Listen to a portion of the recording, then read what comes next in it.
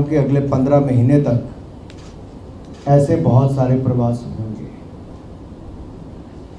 ये 3 दिन का प्रवास कार्यकर्ताओं से मिलने के लिए था, लोकसभा क्षेत्र की परिस्थिति को जानने के लिए था, संगठन को किन किन क्षेत्रों में मजबूत करने की आवश्यकता है और केंद्र या राज्य सरकार से जुड़े हुए जो कार्यक्रम है उसकी जानकारी भी मिले और विशेष तौर पर केंद्र की परियोजनाओं का लाभ जो गरीब के कल्याण के लिए है, क्षेत्र के विकास के लिए है, वो पूरी तरह से लागू हो और उसमें गति आए, ये सब के लिए काम किया गया।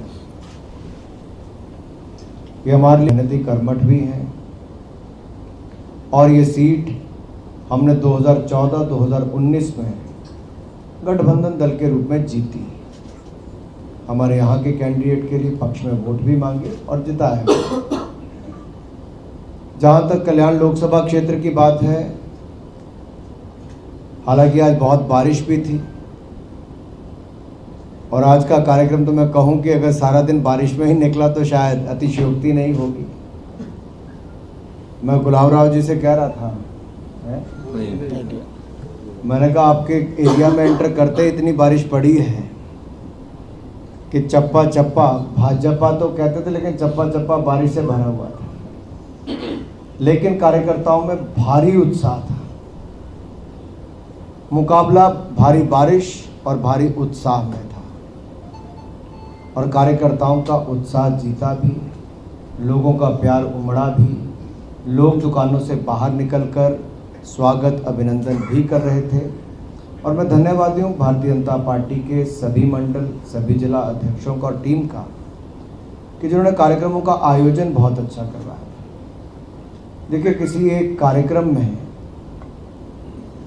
जैसे दूसरे दिन हमने इंडस्ट्री वालों से भी मिले तो छोटे व्यापारियों से भी मिले, सेल्फ हेल्प ग्रुप से मिले तो एनजीओ से भी मिले, सीए से मिले तो इनकम टैक्स वालों से भी मिले, इनकम टैक्स प्रैक्टिशनर से मिले, खिलाड़ियों से लेकर महिलाओं के ग्रुप्स तक सबसे एक छत के नीचे मिले। आज भी एक कार्यक्रम में शेड्यूल्ड ट्राइब, शेड्यूल्ड कास्ट से लेकर ऐसे लोग जो समाज में बहुत पिछड़े गए हैं, जिनकी अनदेखी वर्षों वर्षों तक हुई, उन सबसे मुलाकात करने का अवसर भी मिला और उनकी समस्याएं बहुत अलग हैं जी। मेरी आपकी समस्या बिल्कुल पक्का मकान बनाने की बात करते हैं, उनको ज़मीन की। लेकिन एक बात जो कल हुई, कल जब हम सब लोग शाम को एक बैठक में अधिकारियों के साथ बैठे तो 4 घंटे भी बैठक चलना माननीय प्रधानमंत्री मोदी जी की, और हम सब लोग चाहते हैं कि बहुत सुंदर यहाँ पर काम हो, लेकिन पिछले 2-3 वर्षों में मानो ठप ही पड़ गया था काम, कोई पूछता ही नहीं था। तो हमने कहा है कि क्यों ना अब हम सब संकल्प लेके, जो अधिकारी कर्मचारी सब संकल्प लें, साथ में हम लोग चुने हुए प्रतिनिधि भी। मूलतः जिम्मेदारी तो अधिकारी कर्मचारियों के ऊपर आएगी जिनको रोजमर्रा पे वहां पे काम करना है, लेकिन वो जवाबदेही तय नहीं हो पाती थी, सिस्टम की अकाउंटेबिलिटी नहीं थी। वो पारदर्शिता और जवाबदेही जब सिस्टम में आ जाएगी तो लक्ष्य की प्राप्ति भी हो जाएगी। और उस लक्ष्य को प्राप्त करने के लिए कि हमारे कल्याण लोकसभा क्षेत्र का विकास हो, चहुमुखी विकास हो, लेकिन उसके साथ साथ हमारे जो संगठन है उसका भी विस्तार हो, और संगठन के विस्तार से मूलतः इस मीटिंग को रखा गया था। और उसके लिए पन्ना प्रमुख की बैठक हो, ग्राम केंद्र की बैठक हो, मंडल की बैठक हो या कोर ग्रुप की बैठक हो, इन सारी बैठकों से लेके मोर्चे प्रकोष्ठों से लेके नव मतदाता तक की बैठकें करने का भी हमने काम किया। 3 दिन में शायद ही कोई दिन ऐसा होगा जो सुबह 8:30-9 बजे से, ये कोई चुनाव का कालखंड तो है नहीं कि कोई चुनाव लगा तो इतना काम चल रहा है। चुनाव से भी 15 महीने 18 महीने पहले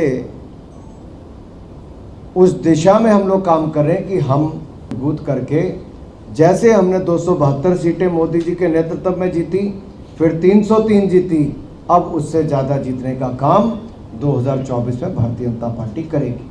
उस लक्ष्य को लेकर हम चलें। मैं बहुत सारी बातें कह सकता हूं, लेकिन नहीं कहूंगा। मैं चाहूंगा कि अगर आपके मन में कोई सवाल है तो मैं अपने मीडिया के प्रभारी जी से कहूंगा, एक एक करके जिसका नाम वो पुकारेंगे या जिसको इशारा करेंगे वो एक एक करके अपने सवाल पूछ सकते हैं। सुझाव आया है और ऐसे ही बहुत सारे सुझाव और फीडबैक ये इस तीन दिन के टूर पे बहुत मिले हैं, और जो अलग अलग मंत्रालयों से केंद्र और राज्य के संबंधित हैं, हम उन संबंधित लोगों के साथ उसको टेकअप कर रहे हैं। आपका विषय है, इसको हम गंभीरता से लेंगे। मैं जरूर कहूँगा, लोक हित के जितने हमने मुद्दे उठाए हैं उसमें देखा गया कि कुछ अधिकारियों को जानकारी का अभाव भी था, और ये स्वयं उन्होंने भी माना कि जितनी गति से काम होना चाहिए था वो नहीं हो पाया है, और कहीं ना कहीं सिस्टम का एक स्लो डाउन जो होता है, धीमी गति से चलना या बेपरवाह लापरवाह होकर चलना, ये लापरवाही का आलम 3 वर्ष नहीं होगा।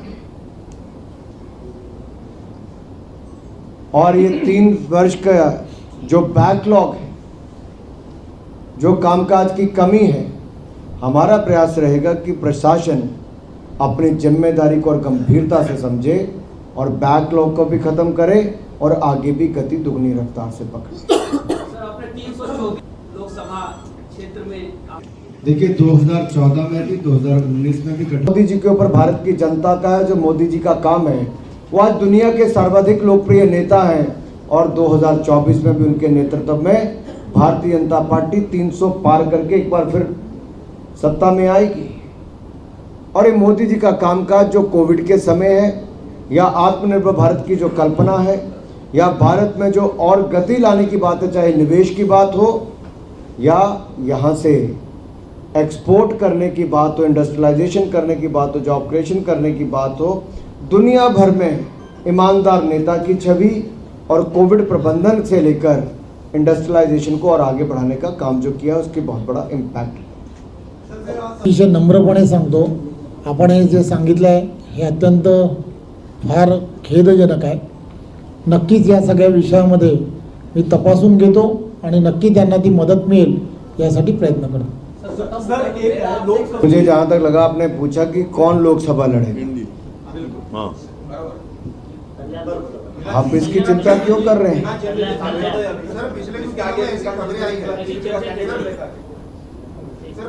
मैंने अपने पहले भी ताकत लगाई और गठबंधन धर्म को निभाते हुए यहाँ से गठबंधन के उम्मीदवार को दोनों बार भारी बहुमत से जिताया। और जहाँ तक आपने अगले चुनाव की बात कही है, अभी 15 महीने दूर है, और आपके मन में प्रश्न भी क्यों आए कि अगली बार कौन होगा? आपका दौरा एक तरफ आप कुछ और कहते हो, दूसरी तरफ मेरे दौरे से कुछ और की आस लगाते। यही मीडिया की खूबी है। आज तक केंद्रीय मंत्रियों ने कभी यहाँ का इस तरह का दौरा नहीं किया। तो मैं अगली बार आऊँ ना आऊँ? ऐसा है महाराष्ट्र में 48 लोकसभा है, लेकिन सिर्फ कल्याण लोकसभा में आपका दौरा जो है ये जो है 16 और ये भाजपा का दल नहीं, मैं बाकी जगह भी जा रहा हूँ, ऐसा नहीं। शुरुआत मैंने कल्याण से की है ताकि कल्याण हो, कल्याण लोकसभा क्षेत्र में हिंदी इसलिए मैंने फिर बाद में कहा नहीं। ये मेरा 11, 12, 13 तारीख का 3 दिन का दौरा कल्याण संसदीय क्षेत्र का है, लेकिन 17, 18 को मैं फिर आ रहा हूँ, लेकिन कल्याण नहीं आ रहा, महाराष्ट्र के किसी और लोकसभा क्षेत्र में जा रहा हूँ। सर एक सवाल है, सत्ता भाजपा की है। आपने जैसे कहा, मैं आपको एक बार फिर याद करवाऊं कि भारतीय जनता पार्टी गठबंधन सत्ता में अभी कितने दिन हुए? इससे पिछले पूरे 3 वर्ष आज वो दुम दबाकर बैठे हैं। अनदेखी उल्लासनगर की उन्होंने की, और उनके अनदेखी की वजह से हमारे इस क्षेत्र का जो नुकसान हुआ है, हम पूरा प्रयास करेंगे कि अगला 1.5 वर्ष जो हमने कहा है उसमें उसकी भरपाई भी हो और सुधार भी हो। बात है, मोदी सरकार ने एक के बाद दूसरा निर्णय लिया है।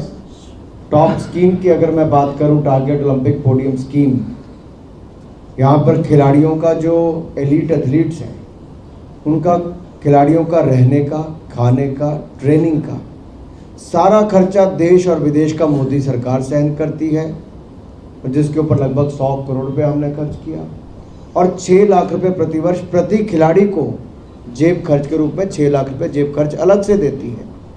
इसी तरह से 3000 खिलाड़ी अलग से हैं जिनको स्पोर्ट्स अथॉरिटी ऑफ इंडिया के एक्रेडिटेड अकेडमीज में 3000 खिलाड़ियों को अलग अलग जगह रखा जाता है। मान लीजिए प्रकाश पादुकोण की या किसी और गोपीचंद की किसी की अकेडमी है, वहाँ पर रखने का, ट्रेनिंग देने का 5 लाख रुपये प्रति खिलाड़ी हम लोग देते हैं और 1,20,000 रुपया खिलाड़ी को जेब खर्च अलग से देते हैं। तो उसका रहना, खाना, ट्रेनिंग सारा का खर्चा 3000 खिलाड़ियों का भी अलग से करते हैं। इसके अलावा हमारे नेशनल सेंटर ऑफ एक्सीलेंस में अलग अलग 29 राज्यों में ऐसे सेंटर बना के वहाँ पे प्रशिक्षण दिए जा रहे हैं। फिर साइट ट्रेनिंग सेंटर्स अलग से बनाए हैं। 1000 खेलो इंडिया सेंटर हम देश भर में खोल रहे हैं, जिनमें से 590 की अनुमति दे दी है, बाकियों की दी जाएगी। खेल मूलतः राज्य का विषय है, sports is a state subject, राज्य की जिम्मेदारी है। लेकिन हमने फिर भी देश में खेल को बढ़ावा मिले, ना केवल ये किया बल्कि खिलाड़ी जब हमारे विदेश में खेलने जाते हैं तो देश के प्रधानमंत्री उनका मनोबल बढ़ाने के लिए उनसे बातचीत भी करते हैं, आने पर उनका स्वागत, अभिनंदन भी करते हैं। शायद ही दुनिया को कोई ऐसा वजूद कॉरपोरेट्स को, एनजीओज को, राज्य की सरकारों को और इंडिविजुअल्स को व्यक्तिगत रूप से भी लोग करना चाहें तो आगे आना चाहिए, ताकि हम इकट्ठे मिलकर खेलों की सुविधाओं में और विस्तार कर सकें। और इतने बड़े देश में जितनी ज़्यादा हम सुविधाएं बनाएंगे उतना ही अपने कल्याण लोकसभा क्षेत्र में भी खेलों की सुविधा में सुधार होगा। मुझे लगा आप चाय नाश्ते पे बुलाओगे, कोई चाय चुई पिलाओगे, कोई प्रेस क्लब वाला करेंगे ना। मुझे 3 दिन के बाद ऐसा लगा कि मैं कुछ ज़्यादा घूम लिया यहाँ पे। ये व्यवस्था देश में है जहाँ पर समाचार पत्र हो, मैगजीन्स हो, कई साप्ताहिक हैं और कई डेली न्यूज़पेपर्स हैं। इसके अलावा बहुत सारे टीवी चैनल्स हैं, कोई स्थानीय है, कोई राष्ट्रीय है, कोई अंतर्राष्ट्रीय भी है। इसी तरह से ही नया चलन एक फेसबुक पे भी हो, यूट्यूब पर हो, वेब पोर्टल हो, ऐसे भी हज़ारों देश भर में है और बहुत सारों की तो बहुत लोकप्रियता भी है। कईयों के तो लाखों व्यूज़ आते हैं। तो एक नया प्लेटफॉर्म ये भी उभर कर आया है। इसके अलावा जो सोशल मीडिया है, डिजिटल मीडिया की हम बात करें तो अलग अलग प्लेटफॉर्म्स उसके भी हैं जहाँ पर लोग अपने आप भी अपने बातों को डालते हैं। तो जब हम कहते हैं कि स्वतंत्रता किसकी, किस चीज़ की स्वतंत्रता? अभिव्यक्ति की, अभिव्यक्ति की आज़ादी की जब हम बात करते हैं तो वहाँ पर ये सब आता ही है। और मुझे पूर्ण विश्वास है कि जो लोग ये चला रहे हैं वो बड़ी जिम्मेदारी के साथ चला रहे होंगे, सत्य परोस रहे होंगे, सत्य दिखा रहे होंगे और आम जनमानस तक जो खबर छोटे छोटे कस्बे की नहीं पहुंच पाती थी, आज कई बार जब वो वेब पोर्टल पर आती है और सही होती है चेक करने के बाद, तो बड़े बड़े चैनल्स भी उसको दिखाने का काम करते हैं। पहले ही है, कार्रवाई भी होती है। समाज, सरकार और परिवार, इन सबको इस पे भूमिका निभानी है। हमारे पड़ोस में अगर कुछ गलत हो रहा है हमें रिपोर्ट करना चाहिए। हमारे परिवार के किसी बच्चे को गलत लत लग गई हमें बताना चाहिए।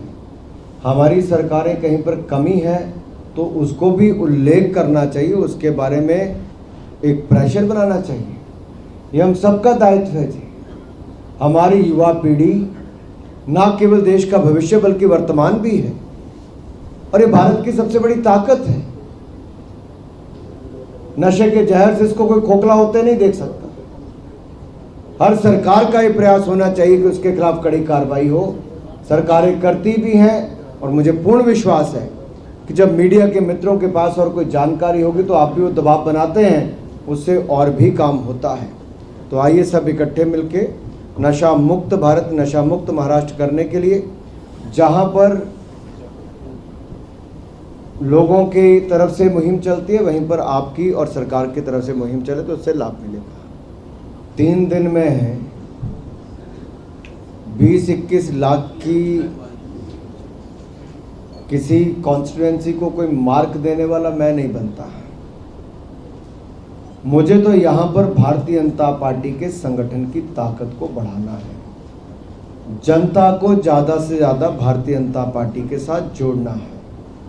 हमारी सबसे बड़ी ताकत हमारा कार्यकर्ता है और हमारा नेतृत्व जो ईमानदार और सुशासन दोनों का है। चाहे हमारे पोलिंग बूथ हो, पन्ना प्रमुख हो, इन सब के माध्यम से, और यही हमारी ताकत है भारतीय जनता पार्टी में। आप और हम सत्ता में रहते हुए भी सेवा के भाव से काम करते हैं और संगठन को सशक्त करने के लिए हर संभव प्रयास करते हैं। यहाँ सेवा भाव के साथ भी ये दौरा है और संगठन को सशक्त करने के लिए भी दौरा है।